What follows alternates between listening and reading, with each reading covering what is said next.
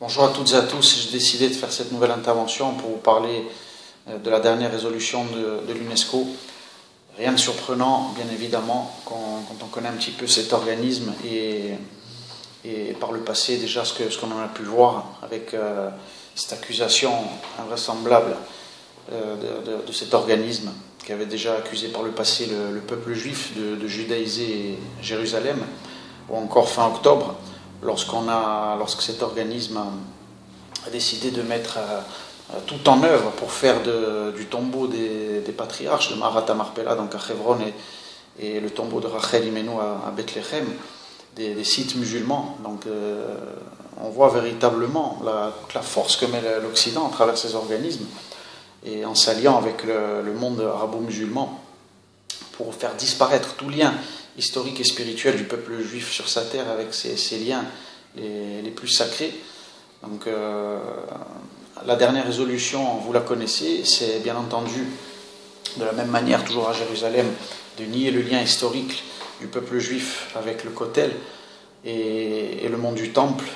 Donc on voit que l'Occident, une fois de plus, met vraiment tous les moyens en s'alliant véritablement avec le monde arabo-musulman pour faire disparaître et tenter de nier tous les liens historiques et millénaires du peuple juif sur sa terre. Donc les raisons, il y en a un nombre incalculable évidemment. On va essayer de faire une synthèse un petit peu de tout cela, essayer de comprendre où ça s'enracine. On peut remonter déjà bien entendu à l'Antiquité avec toutes les tentatives de destruction. Le temple, bien entendu, a été détruit 2 fois, comme vous le savez, une fois par Nabuchodonosor, les Babyloniens, ensuite les Romains. Donc il y a bien entendu toujours une tentative d'exterminer le peuple juif sur sa terre et de nier, comme l'avait déjà fait l'Empire romain, avec l'empereur Adrien en l'an 135 de notre ère, qui avait expulsé les Juifs de la terre d'Israël et avait transformé le nom de Jérusalem déjà en Aloe Capitolina, et donc transformé Eretz Israël aussi avec le fameux nom, bien sûr, que l'on connaît tous aujourd'hui, Palestine, qui faisait référence à nos ennemis bibliques, les Philistins. Donc il y a toujours eu, bien entendu, une tentative. Nos maîtres disent que c'est, bien entendu, Amalek, cette force-là qui tente, bien entendu, de détruire le peuple juif sur sa terre et tous les liens historiques et religieux que nous pouvons avoir ici.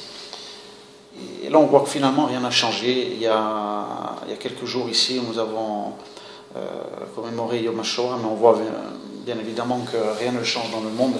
Les tentatives se font et les ennemis se transforment. Ils prennent différents visages de nouveaux noms.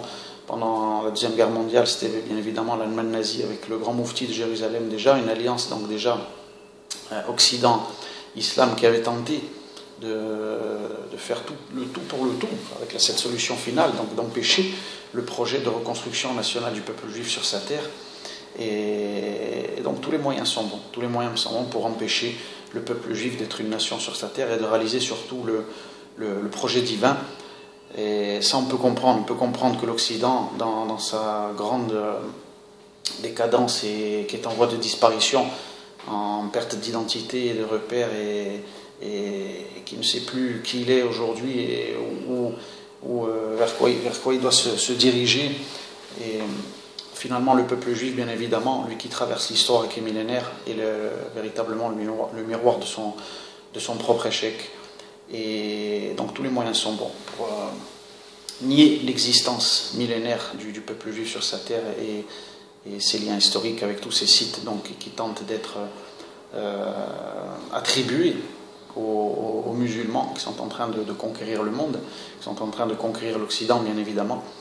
Et l'Occident, une fois de plus, est en train de collaborer, de se soumettre totalement donc à la main des islamistes, à la main des islamistes, à leur bonne volonté. L'histoire nous a bien montré que les tentatives de collaboration n'aboutissent pas à grand-chose. L'Occident pense peut-être pouvoir se sauver de la main des musulmans, une fois de plus, en votant ces résolutions. Et ils seront les premiers à disparaître, bien évidemment. Nous, le peuple juif, nous serons bien entendu toujours le témoin voilà, qui voit passer dans l'histoire tous les peuples et civilisations disparaître, surtout qui ont tenté de nous exterminer. Et on sera encore là, les témoins, nous et nos enfants, avec l'aide de Dieu, pour voir l'Occident s'écrouler et disparaître, qui tentent aujourd'hui, qui font le tout, pour faire disparaître nos sites, nos liens historiques et tout ce qui peut relier le peuple juif avec la terre d'Israël. Donc rien ne change, bien évidemment. Comme je vous l'ai dit, on a commémoré Yom HaShoah il y a quelques jours et on voit que les tentatives d'extermination de l'Occident et de l'islam ne manquent pas. Ça sera plus compliqué, bien évidemment, pour aujourd'hui. Le peuple juif est revenu sur sa terre. Nous allons fêter dans quelques jours Yom Ha'atzmaut. Donc cet État qui aura bientôt 70 ans, qui est puissant, qui est fort, avec une armée. Le peuple juif est revenu sur sa terre, les prophéties se sont accomplies. Et il y a un grand retour à la Torah. Comme vous le savez, le peuple juif aujourd'hui est en train de se reconstruire, étape par étape. Et rien ni personne ne pourra empêcher ce processus et la reconstruction surtout de la royauté et du maître du monde. Les nations, bien entendu, s'y opposent et on comprend bien pourquoi. Une civilisation qui est en telle perte de repères et d'identité et surtout en pleine décadence, on peut comprendre que le projet du maître du monde ne les intéresse pas. Lorsqu'on voit la France, par exemple, et on n'a qu'à prendre tout simplement les 10 commandements, les fondamentaux donc, du judaïsme authentique et les lois que Dieu a données à ce monde. On imagine bien que si nous allons reconstruire la royauté d'Hachem et surtout le troisième temple à Jérusalem et ce qu'il représente, il est bien évidemment que le monde, qui est avide de meurtres, de vols et de toutes sortes d'abominations, ne veut certainement pas de lois morales et spirituelles. Pour ce qu'il en est de l'islam, bien évidemment, qui est l'ennemi, bien entendu, aujourd'hui, et qui se manifeste de manière très virulente aujourd'hui, en train de conquérir l'Occident, mais on profite de cette faiblesse des nations de l'Occident pour asseoir d'une certaine manière sa force et continuer sa conquête. Alors nous, en tant qu'homme Israël, qu'est-ce que nous devons faire tout simplement? C'est continuer surtout à se renforcer, bien évidemment, moralement, spirituellement, et reconstruire notre nation, mais surtout de manière très urgente, bien entendu, parce qu'il ne faut pas oublier que lorsqu'il y a des choses comme ça qui se passent dans l'histoire, Hachem se sert de toute façon des nations ou du monde arabo-musulman pour nous envoyer des messages. Et si aujourd'hui une tentative de l'UNESCO, comme ça, de nier ce lien historique du peuple juif sur sa terre et surtout au Arabaït, par exemple, sur le mont du Temple, qui est notre lieu le plus sacré, et là où nous allons reconstruire le troisième temple avec l'aide de Dieu, donc le projet d'Hachem. Ce qu'il faut comprendre, c'est que je pense à mon humble avis qu'Hachem attend de nous tout simplement qu'à chacun à notre niveau, nous accélérons cette reconstruction. Et il faut que politiquement, bien entendu, les choses avancent aussi.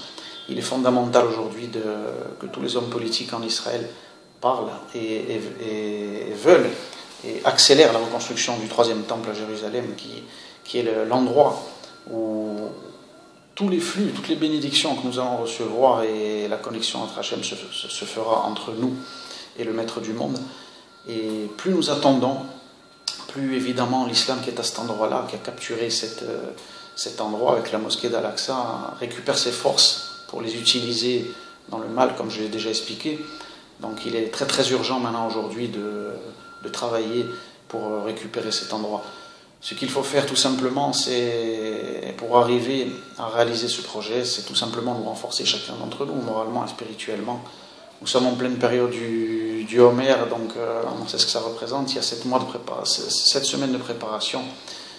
Nos maîtres enseignent dans la Kabbalah que la relation qu'il y a entre nous et Hachem, bien sûr, est comme une épouse qui va se préparer pour recevoir la Torah à Shavuot. Donc cette semaine représente 7 jours de pureté, comme la femme juive lorsqu'elle sort de sa période de Nida. Donc on doit se préparer, se purifier véritablement au plus profond de nous-mêmes, élever notre neshama à la compréhension d'Hachem, à notre but en tant que nation ici sur notre terre, quels sont nos objectifs fondamentaux pour recevoir la Torah le plus dignement possible pour les périodes de Shavuot, et à partir de ce moment-là, avec l'aide de Dieu, qui nous donne les moyens, tous à chacun d'entre nous, de porter notre pierre à l'édifice et pouvoir reconstruire enfin le troisième Beth Amikdash pour le bien non seulement d'Israël, mais de l'humanité tout entière. Que des bonnes choses à toutes et à tous, et à très très bientôt.